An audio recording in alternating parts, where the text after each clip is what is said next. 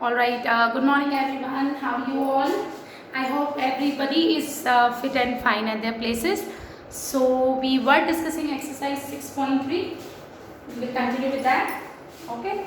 So question number 4 I am just discussing today. Question number 4. What is there in this question? It's easy. It's given. Diagram is given to you. And then we have this. Okay. Now, what is given in the question? They are saying AB is, this is question number 3. Question number 3. This is question number 3. Okay, so question number 3, what are they saying? They are saying given AB is parallel to CD, AB is parallel to DE and angle CDE is given to you 53 degree and angle BAC is given to you 35 degree. What do you need to find? You need to find angle DCE. You just need to find this angle DCE. So how you are going to solve this question? It's very easy. Okay, so just have a look here.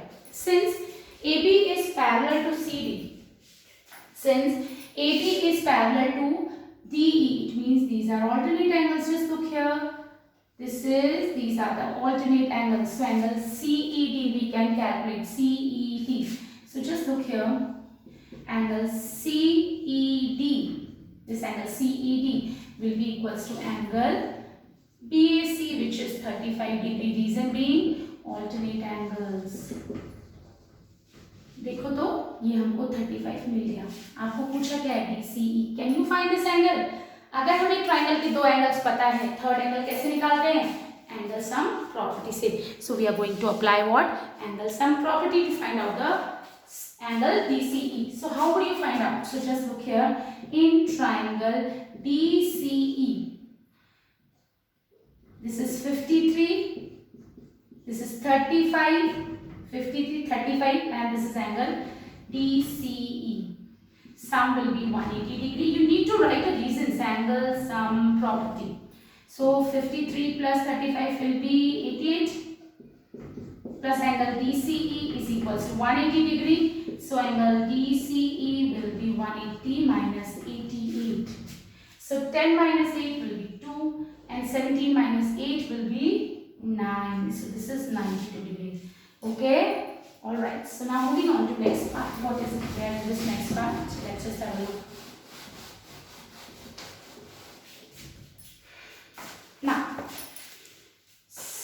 Now we have a figure.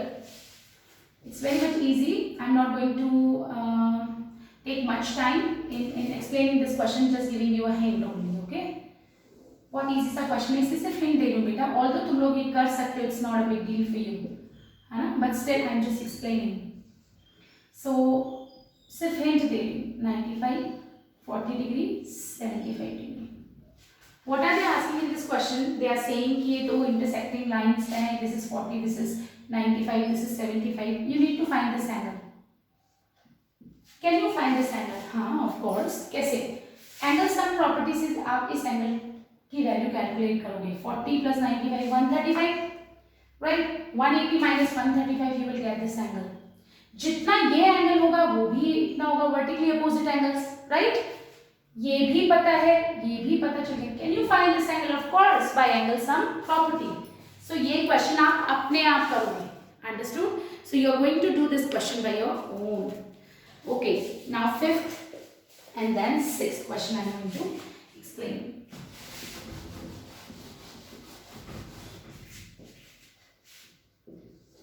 Question number 5. इसके examples बहुत important है बेटा, बहुत. This is 90 degree, this is Q, this is R, this is S and this is T. ये Y है, ये X है, this is 28 degree. Understood? Okay, so what is given in the question? PQ is perpendicular to PS. Yes. उसके बाद हमको लिखना है ये चीज given.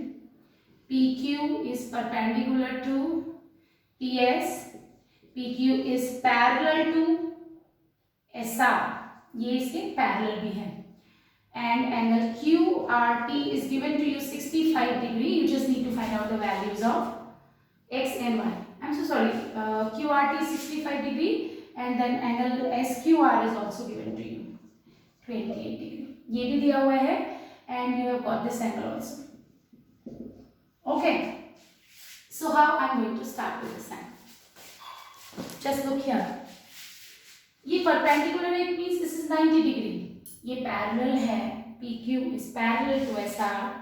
हम alternate angle property लगा सकते हैं, दिखे तो corresponding angles property लगा सकते हैं, अगर angles हैं तो if we can apply.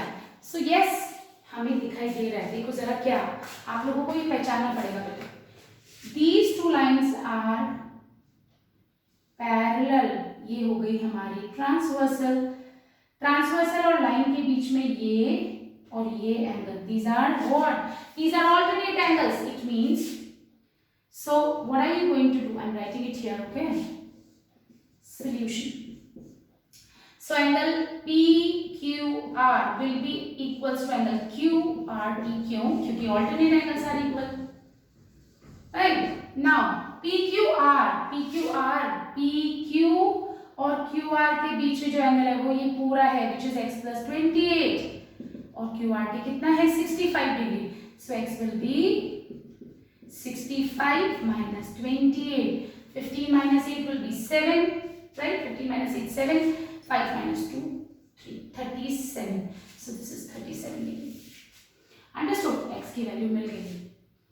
क्या हम y की वैल्यू निकाल सकते हैं? ऑफ कोर्स निकाल सकते हैं. ये 90 डिग्री है, x हमने निकाल दिया, y हमको निकालना है.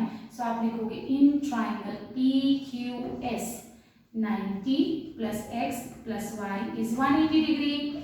90 plus x plus y is 180 degree. Angle sum property, अगर आप प्रॉपर स्टेटमेंट्स नहीं लिखते हो इन क्वेश्चंस में, आप प्रॉपर रीजन नहीं देते हो, you won't get the marks. Okay, so better you write reason for every statement whatever you are writing. So this is 90. ठीक है, x की वैल्यू कितनी है बच्चे? 37.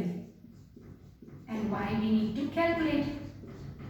So how would you calculate 90 plus 37? 127 degree plus y is equals to 180 degree. So y will be 180 minus 127. 10 minus 7 will be 3. 7 minus 2 will be 5, which is 53. Understood? So y भी हमने calculate कर दिया और x भी हमने calculate कर दिया. Now last question, very very important question. Okay, so पहले आप पढ़ लो what is there in this question, then we will start with it. Okay, I'm just rubbing till then. You just need to read the question.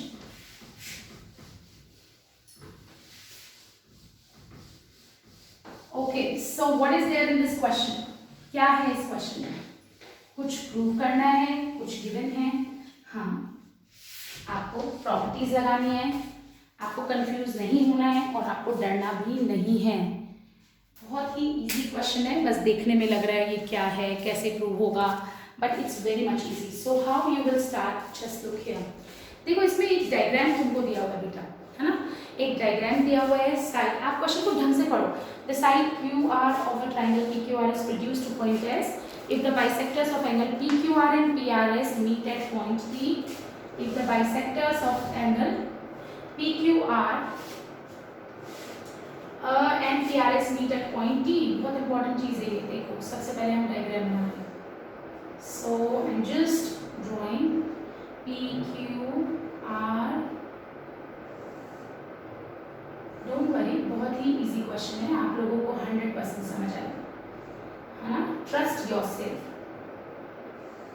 सबसे पहले मैंने तुमको पहले भी बोला है, आपकी मर्जी है. वैसे तो जब भी बाइसेक्टर्स की बात आ जाए ना बेटा, यानी कि दो पार्ट्स में एंगल डिवाइड हो गया तो आप x x अज्यूम कर लो. This is question number 6, right? This is important. ठीक है, इन्होंने क्या बोला है? Bisectors of angle PQR. PQR का बाइसेक्टर है QT. मैंने तुमको पहले भी बोला है बेटा, जब भी तुमको बाइसेक्टर्स की बात हो, better you assume x x, easy हो जाता है. फिर ऐसे ये भी इसका बाइसेक्टर है. ओके, PRS का बाइसेक्टर ये है, तो इसको भी आप y y अज्यूम कर लो. अलग अलग है ना, तो 2 इक्वल पार्ट्स में डिवाइड हो गया, बस अब कुछ नहीं करना है देखो. So what is given in the question? QT bisects angle PQR. ठीक है, QT bisects एंगल PQR. ऐसे ही RT bisects एंगल PRS. खत्म. ये लिखना है और कुछ नहीं लिखना. Now what we need to prove.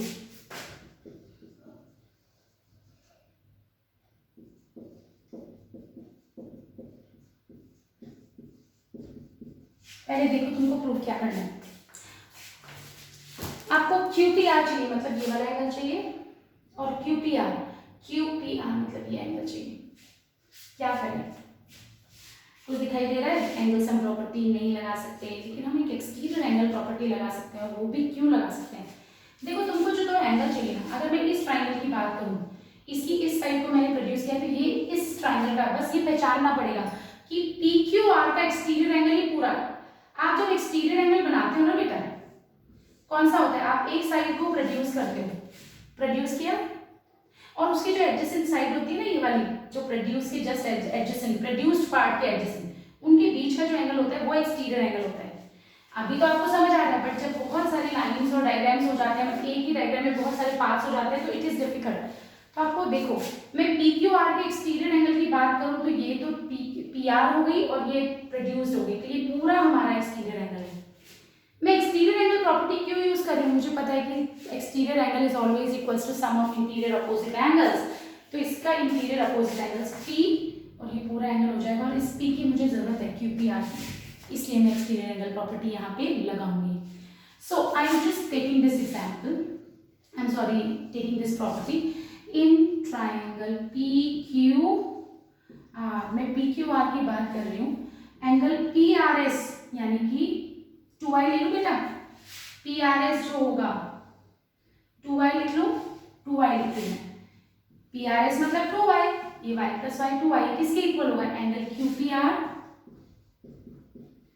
Plus ये पूरा angle which is 2x. I hope this is exterior angle property. वापस बता रही हूँ, देखो class, this is exterior angle, ये इन दो के सम के इक्वल होगा, इसके और इसके सम के इक्वल होगा. तो मैंने वही लिखा है कि एक्सटीरियर एंगल जो मेरा y प्लस y है, 2y है, वो किसके इक्वल है? इस P के प्लस 2x के. ओके, नाउ अब ठीक है, मुझे QPR तो मिल गया, मुझे कहीं से QTR भी चाहिए, ये रिलेशन तो आ जाएगा. अब QTR के लिए what I have to do, just look here. QTR is this angle, ये वाला एंगल है. तो यानी मुझे ये ट्राइंगल लेना पड़ेगा, और इसका एक्सटीरियर एंगल कौन सा है? y. देखो, now I am talking about QTR, this triangle QTR. Please class, QR को एक्सटेंड किया और इसकी साइड ये थी, यानी एक्सटीरियर एंगल कौन सा होगा? सिर्फ मेरा y. So in triangle QTR हमारा एक्सटीरियर एंगल कौन सा है? देखो, ये तो PR तो उसकी साइड हो गई, और ये प्रोड्यूस्ड साइड हो गई, ऐसे ही बताया था मैंने तुम लोगों को. सो this is y. So y हमारा एक्सटीरियर एंगल है. ये y किसके इक्वल होगा? इसके इंटीरियर ऑपोजिट. इसको नहीं ले रहे, इसके इंटीरियर अपोजिट एक तो QTR है और एक ये इस ट्राइंगल की बात हो रही है, इसलिए ये x and angle x plus angle QTR bye exterior angle property.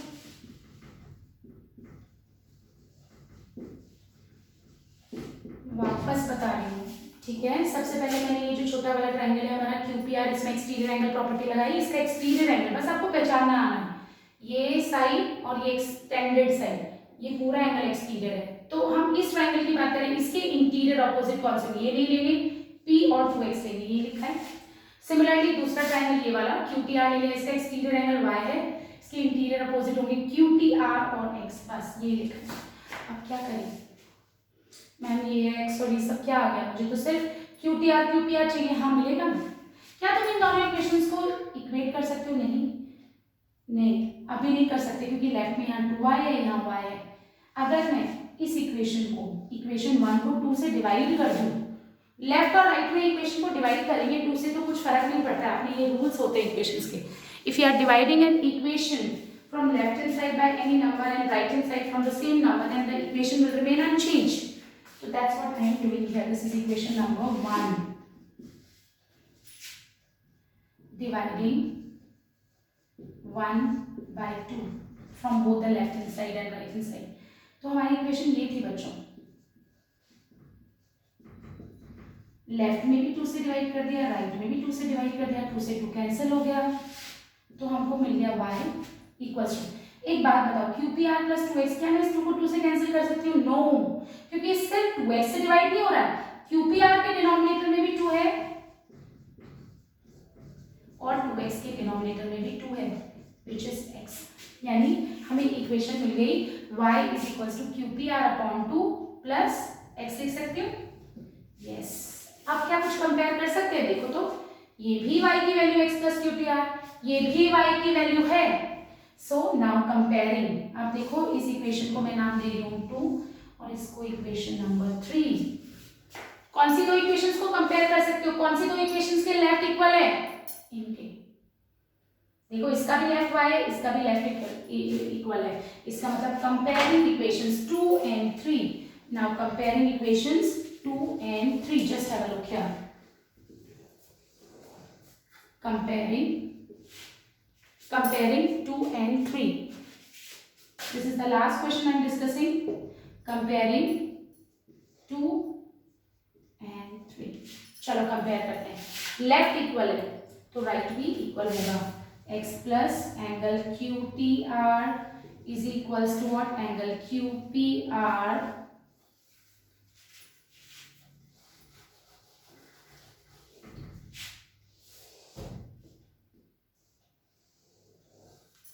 कौन सी इक्वेशंस को कंपेयर करें? सेकेंड और थर्ड को। देखो सेकेंड और थर्ड, सेकेंड का लेफ्ट y, थर्ड का लेफ्ट y, तो right hand side will also be equal, so right को हम इक्वल लिख रहे हैं। x plus angle QTR is equals to angle QPR upon 2 plus x, देखो ये x तो कैंसिल हो गया और हमको क्या मिला? एंगल QTR इज, इसको क्या लिख सकते हो? This is half of QPR ना, hence proved. Again I am explaining, हमको ये कंडीशन दी हुई थी कि ये बाइसेक्टर्स हैं, इसलिए मैंने x और x अज्यूम किया, y और y अज्यूम किया, आपको ये प्रूव करना था, है ना। QTR is half of QPR। कैसे स्टार्ट किया? पहले इस ट्रायंगल में एक्सटीरियर एंगल प्रॉपर्टी लगा दी, so this is the exterior angle 2y, ये किसके इक्वल होगा? QPR प्लस 2x लिख दिया। इस वाले ट्रायंगल में एक्सटीरियर एंगल प्रॉपर्टी लगा, एक्सटीरियर एंगल है y, किसके इक्वल होगा? QTR प्लस x, ये भी हमने लिख दिया। हम इनको कंपेयर नहीं कर सकते क्योंकि इनके लेफ्ट हैंड साइड इक्वल नहीं है। यहाँ y है, क्या हम y ला सकते हैं यहाँ पे? हाँ, अगर हम we will divide it with 2, तो हमने इस इक्वेशन को लेफ्ट और राइट दोनों से 2 से डिवाइड किया। 2y को 2 से डिवाइड करोगे, you will get y, QPR plus 2x, इसको भी पूरे को 2 से डिवाइड करोगे तो you will get y is equal to QPR के डिनोमिनेटर में भी 2 होगा और 2x के डिनोमिनेटर में भी 2 होगा, 2 से 2 कैंसिल होगा, you will get x। अब देखो कौन सी इक्वेशंस है जिनके लेफ्ट इक्वल है, किसके और इसके, इनके लेफ्ट इक्वल है तो इनके राइट भी इक्वल है, यानी x plus QTR is equal to QPR upon 2 plus x से x cancel and QTR is equal to half of QPR, that's what we need to prove. So that's it for now. Thank you so much.